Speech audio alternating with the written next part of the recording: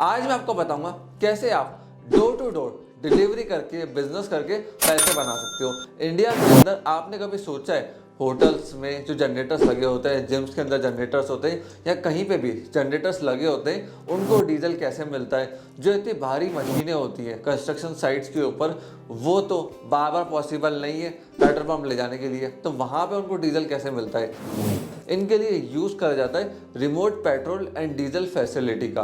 अब देखिए, इंडिया के अंदर डिलीवरी ट्रक्स बहुत फेमस हो रहे हैं, जहाँ पे ये डिलीवरी ट्रक्स होटल्स के अंदर, जिम्स के अंदर, ऐसी जगह जहाँ पे डीजल की रिक्वायर्ड है फॉर जनरेटर्स और हैवी मशीन्स और कंस्ट्रक्शन साइट्स के ऊपर इनका मार्केट शेयर बहुत तेज़ी से बढ़ रहा है। और इस बिजनेस को करने के लिए काफ़ी सारे एंटरप्रेन्योर्स ने हमारे YouTube चैनल के ऊपर कमेंट करा, तो हम लोग एक डेडिकेटेड वीडियो आपके लिए लेकर आए कि आप कैसे इस बिजनेस को चालू कर सकते हैं। देखिए, सबसे पहले आपको एक प्राइवेट लिमिटेड कंपनी बनानी पड़ेगी। जी हाँ, प्राइवेट लिमिटेड कंपनी बनाने के बाद आपको ट्रेडमार्क फाइलिंग करनी है। उसके बाद आपको स्टार्टअप इंडिया का सर्टिफिकेट चाहिए, जो कि DPIIT से रिकॉग्नाइज होना चाहिए, मिनिस्ट्री ऑफ कॉमर्स, और बहुत सारे सर्टिफिकेट्स इसके अंदर रिक्वायर्ड होते हैं। अब ये जो एंटरप्रेन्योर्स होते हैं, बिजनेसमैन होते हैं, इनको कहा जाता है फ्यूल प्लस एंटरप्रेन्योर्स। तो फ्यूलेंट्स इनका नाम दिया गया है। जैसे एडटेक होता है एजुकेशन प्लस टेक्नोलॉजी, वैसे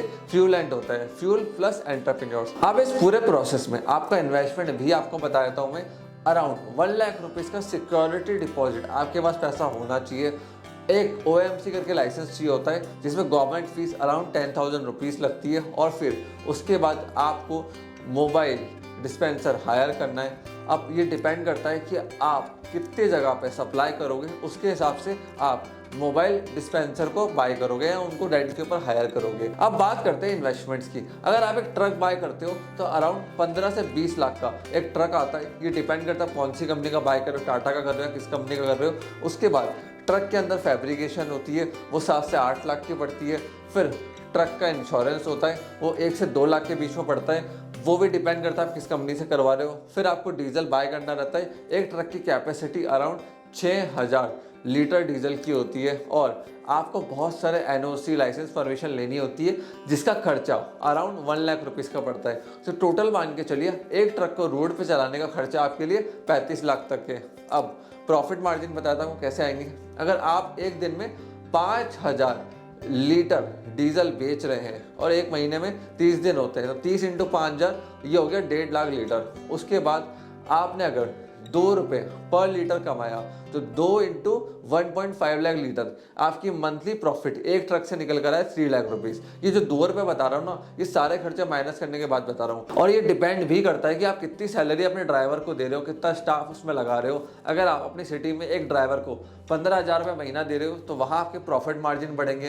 30,000 रुपये दे रहे हो तो प्रॉफिट मार्जिन घट जाएंगे। तो टोटली आप पे डिपेंड करता है कितना ऑपरेशन के अंदर आपने एक्सपेंस लगाया है। प्लस बहुत सारी कंपनीज इस समय सपोर्ट कर रही है इंडियन एंटरप्रेन्योर्स को लोन्स के अंदर, अदर फैसिलिटीज़ के अंदर, जिससे इस बिजनेस को और बढ़ाया जा सके हिंदुस्तान के अंदर। अगर आपको ये बिजनेस करना है, लीगल रिक्वायरमेंट्स के बारे में जानना है, तो हमारी वेबसाइट sonysvision.in के ऊपर विजिट करो।